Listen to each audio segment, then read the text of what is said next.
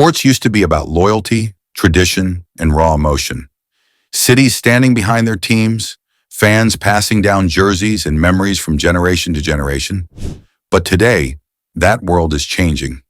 Now it's about betting slips, odds on your phone, and billion-dollar gambling partnerships plastered across every broadcast.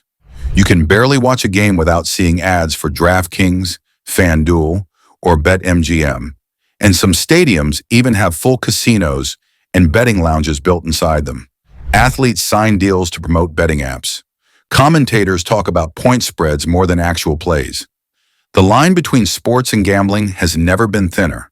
So we have to ask, is this still about competition or just another casino game dressed up as sports? When money starts to control the game, can we still trust the results? For most of American history, sports betting was heavily restricted or outright illegal. You had to go to Las Vegas or bet quietly through underground bookmakers. But everything changed in 2018 when the U.S. Supreme Court struck down PASPA, the federal law banning sports betting in most states. Overnight, states were free to legalize it, and they did. Today, more than 30 states allow legal sports betting, and billions of dollars are being wagered every year. Sports leagues, once completely against gambling, suddenly embraced it. The NFL, NBA, MLB, NHL, and even the NCAA now have official partnerships with betting giants like DraftKings, FanDuel, and BetMGM. Stadiums have turned into casinos.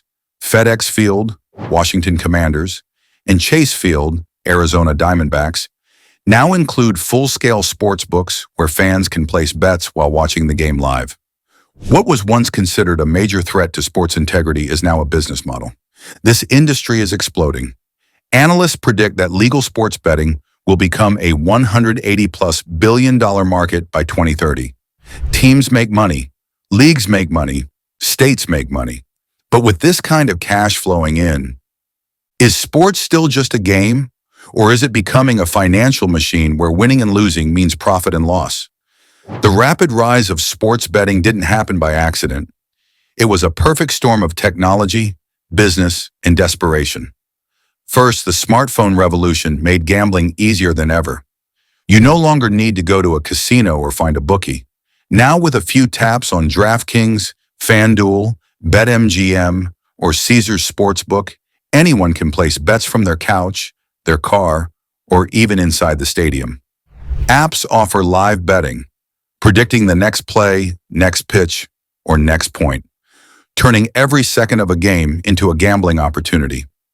Then came the money problem for sports leagues. After the pandemic shut down stadiums in 2020, leagues like the NFL, NBA, and MLB lost billions in ticket sales and live events. They needed new revenue streams, and sports betting was the golden answer. Gambling companies offered massive sponsorship deals, TV advertising, and exclusive data partnerships, paying leagues just to use official player stats and injury reports for betting purposes. The NFL, once strongly anti-gambling, even deleted its old policy banning betting ads and now earns over $1 billion per year from sportsbook partnerships. The NBA signed a multi-year deal with MGM Resorts, making it the official gaming partner of the league. Players and teams started joining in too. The UFC signed a sponsorship deal with DraftKings reportedly worth $350 million. The culture changed. Broadcasters began showing betting odds on screen. Commentators discussed point spreads more than player matchups. Even fantasy sports evolved into daily money-based contests. But another reason betting exploded is fan engagement. When people bet on games, they don't just watch, they obsess. They follow every pitch, every touchdown, every injury update. A person who might skip a random Thursday NFL game will suddenly watch all 4 quarters if they have money on it. Leagues love that. Betting keeps fans hooked, even during boring matchups or losing seasons. So the rise of sports betting is simple. Technology made it easy, money made it necessary, and fans made it unstoppable. But when something grows this fast and this big, you have to ask, what's the cost? As sports betting money pours in, a darker question begins to haunt fans, athletes, and leagues. Can we still trust the game? Because when billions of dollars ride on a final score, a missed free throw, or one wrong call from a referee, it becomes more tempting than ever to cheat the system. And this isn't just a theory, it's already happening. Take the NBA referee scandal of 2007, where referee Tim Donaghy was caught betting on games he officiated and allegedly influencing fouls to alter point spreads. He admitted to making thousands of dollars just by controlling the rhythm of the game. Fast forward to today, even with stricter rules, the problem has evolved. In the NFL, players like Calvin Ridley were suspended for an entire season after betting on games, including on his own team, the Falcons, while he was away from football. In 2024, more than 10 NFL players and staff were investigated for illegal gambling activities. In the UFC, fighter Derek Minner was banned after suspicious betting patterns suggested he intentionally lost a fight due to a pre-known injury, and betting lines shifted heavily just hours before the match, exposing how inside information can be weaponized for profit. Even college sports aren't safe. The University of Iowa and Iowa State scandal in 2023 saw over 40 student athletes investigated for illegal betting, including some who bet on their own games. These are kids, not professionals. Yet they're surrounded by ads, promotions, and betting apps just like adults. And then there's the worry about referees and officials. With betting companies offering live in-game wagers, a single bad call can flip millions of dollars.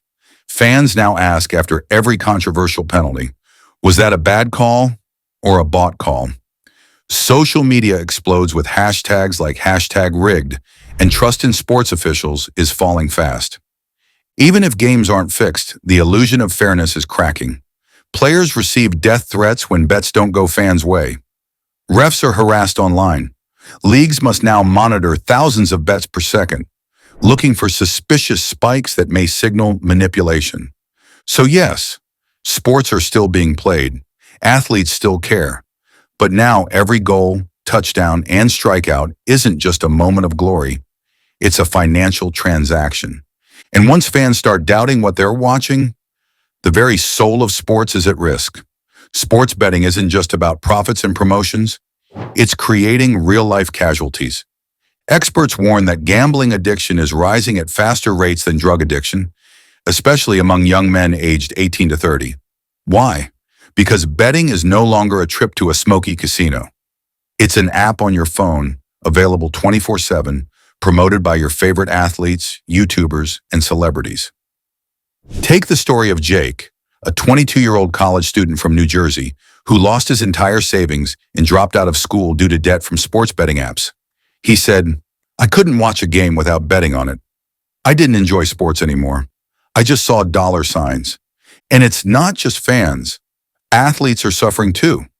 Former NBA player Delonte West admitted that gambling played a role in his financial downfall. In the UK, where soccer betting is huge, players like Andros Townsend publicly confessed to losing over £40,000 in a single night due to gambling addiction.